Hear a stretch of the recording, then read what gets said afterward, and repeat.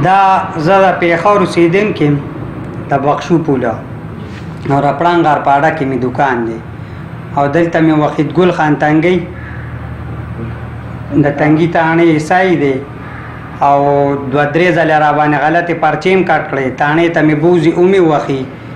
بیا چې مرزا ته کښېنم هغه وی بس نشته پرې مې دي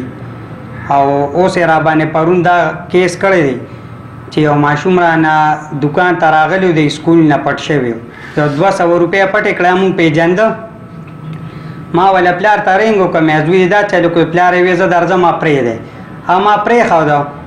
زما به دغلته څو خلافي په اډه کې هغوی د وحیدګل خان سره بټه چې وحیدګل خان راغی زه بوتلم وي تا باندې د اغوا کیس دی زه بوتلم تاڼې ته هلته یې وموالم او کنځل یې م راته وکړل او دوکان یې م راله داسې پرېښوده هغې نه بیا چې رالم چا 2-3 موبایل یې پټې کړی وي او دغه شانې په بېعزتي اوچت کړم او ردې بدې مې او کنځل یې م کړ او وقیرې یې تنګ کړی لکه دی یو ځل نه شو چې یو ځل شو دی 4-5 ځله راباندې دا لوبه وکړه خو بس هلته پرچه نی څوک په موقع نی زه ورته یم چا کړی دی بس بیا راته غږ نه کوي بس بیا دی پټ شي او چې زه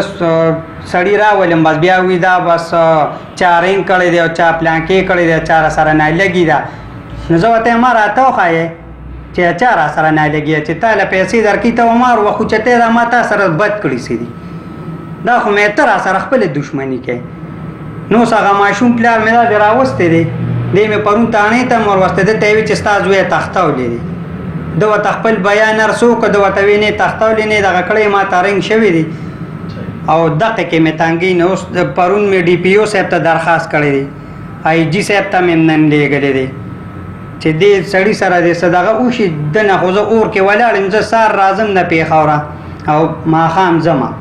څه وجوهات کېدای شي دا راته ووایي تاسو نه له پیسو ډیمانډ چېرته کړی چې پیسې راکړې څه وجوهات دا قایم 2-3 ځله کړی دی رانه د پیسو یې مانه کړی دی خو زه نه که نه پولیس لا دې شي سکوند ورکوم او نه بیا رانه اخلي ځکه چې عمران خان دا دی په دغه کې وی پولیس مې داسې کړل نه مونږ هغه نمبر یې ما سره ټولې شته نو زه سره چاله دقې خوند نه ورکوم او نه بیا رانه واخلي خو اوس دې دا دغه کوي خلکو ته چې دې دا چلو کې نه دا چل به ورسره وکړم دا چل به ما ورته وي د یو شیز نه دې نه یارېږم چې سره کې کوه خو زه به خپل دغه کوم نو دا ماما دی او د ده زوی باندې دقه چل کړی وي هغه یې له اغوا کړی ده ته بیا لا وی د اغوا کیس پې وکړه نه هلته مې بوته ده ورسره خپل دغه کو دلته مې دا دی راوستی اخر یې تنګ کړم نه دلته زه خو ورپسې تاڼې ته رالم تاڼې ته ورپسې رالم ما مرزا صاحب ته ووایي چې یاره جي ما نه په دوی باندې راپورټ کړی نه د دې کیس نه خبر وم خو ماشوم دی یو 200 روپۍ به یې د ده راز نه اخیستې وې زه هغه منمه ده ما ته ووایي چې یاره هغه پیسې دې ما واپس اخیستي یا قسم پې کړي دي هغې نه پوهېږو خو لکه خبره داسې ده چې جي نه زمونږ د دې سړي څه دغه شته دی هېڅ لاندې باندې هم ورسره نشته دی نه پې راپورټ کړی او نه پې کوو نه پې زمونږ څه دعوه ده دوی که مطلب دا دی خپله څه دعوه پې جوړوي نو د بل طرفه دې پې جوړه کړي مونږ دې پې نه بدناموي یاره چې دغه دی د زوی اغوا کړی دی زما زوی اغوا شوی نه دی کور دی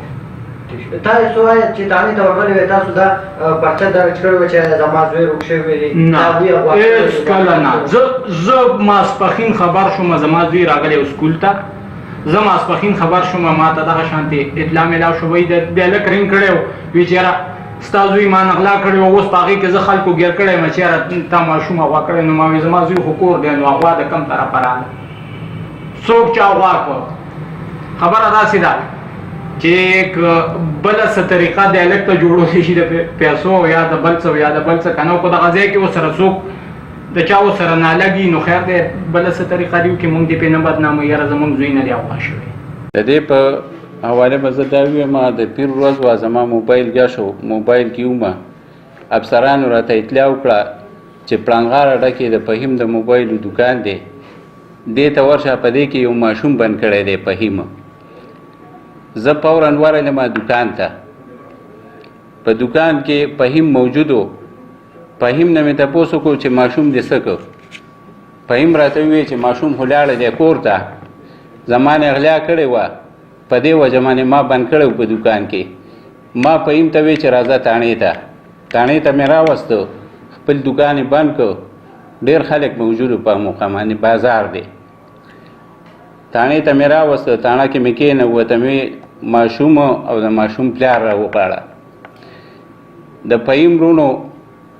په ماشوم پلار باندې جرګه مرګه وکړه او خپله خبره یې ورسره واره کړه. تاڼې ته چې د ماشوم پلار راغی نو هغه وی چې یاره زما زوی غل دی غلیام لیاکۍ، کیدای شي چې فهیم نه څه پټ کړي ده په دې وجه باندې بند کړی و. زه د فهیم خلاف کاروایي نه کومه. فهیم ته نه په تاڼه کې چا څه ویلي دي نه ورته کنځلې کړي دي. ټول حالات او واقعات د ډي سي پي صاحب په نوټس کې هم دي.